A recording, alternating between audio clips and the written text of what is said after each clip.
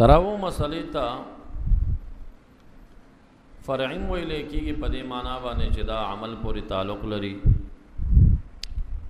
خو چون کې وهابیانو په دې کې خرق الاجماع کړی دی، د ټول اجماع خلاف کړی. څلور مذهبونه متفق دي په دې باندې چې تراویح د 20 رکعاته وشي. دا 2 رکعاتو قول د چام نشته.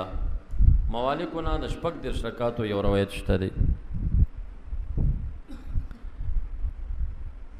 د نبی اکرم صلی الله علیه وسلم یو کردار دی، یو اقوال دی.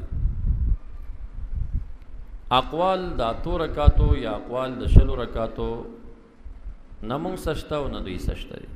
قول الرسول دی بابت کې نشته چې رسول الله دې ارشاد کړی وي چې تاسو دومره مونږ کوئ، دا نشته. او د هغې وجه دا ده چې څومره سنن دي او اعمال دي او عبادات دي، د دې زیاته حصه چې کم ده په فعل المصطفی ثابته ده، نه په قول باندې. افعال پکې زیات. نو کم چې قولی روایت دی باره کې راغلی دي هغې کې عدد نشته. 2 روایات 3 تاسو ته ما مخې ته ایښي دي. په قولی روایاتو کې عدد نه دی ذکر، صحیح حدیث دی خو عدد نشته دی چې دا 100 رکعات دی.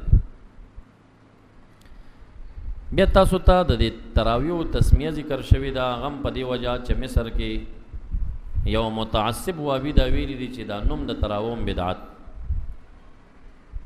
نو هغه وجه د تسمیه ما تاسو ته ښودلې ده چې دا د کم ټوکړې د حدیث نه اخذ شوی دی.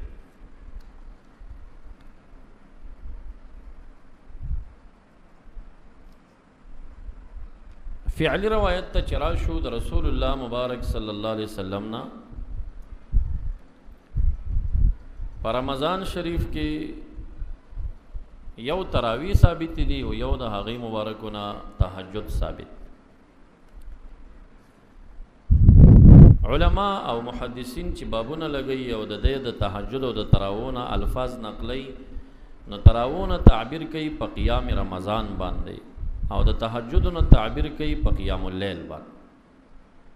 کم ځکه چې قیام اللیل راغی چې 8 رکعات قیام اللیل وکړه، نو چې څوک وایي دا تراویح دي دا حماقت ده، نه پوهېږي، نه په اصطلاح د محدث نه پوهېږي، هغه تهجد یادوي، هغه تراویح نه یادوي.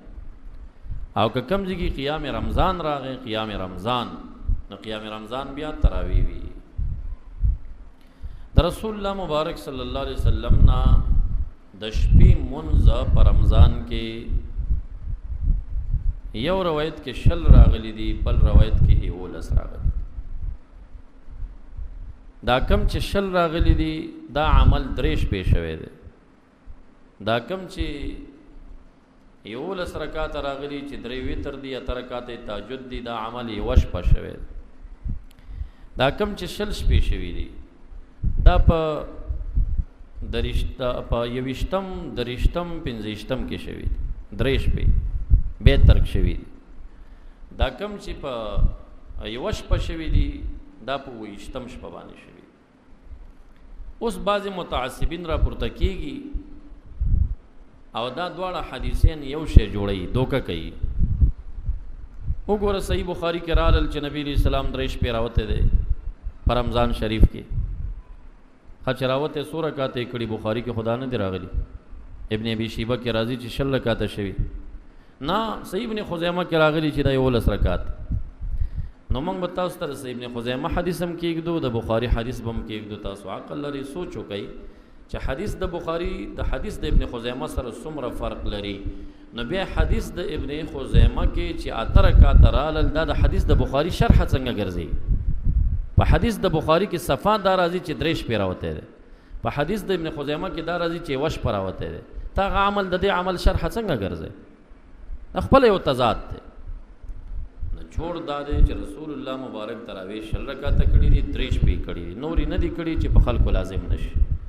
عمل کردار خلکو ته وښوده، خلکو به دا بیا ځان ته کولی، چا کور کې، چا جومات کې، چا 2 کسو امامت، چا په 5، په یو جومات کې به 10 امامته شروع، چا به لږ تلاوت او چا ډېر.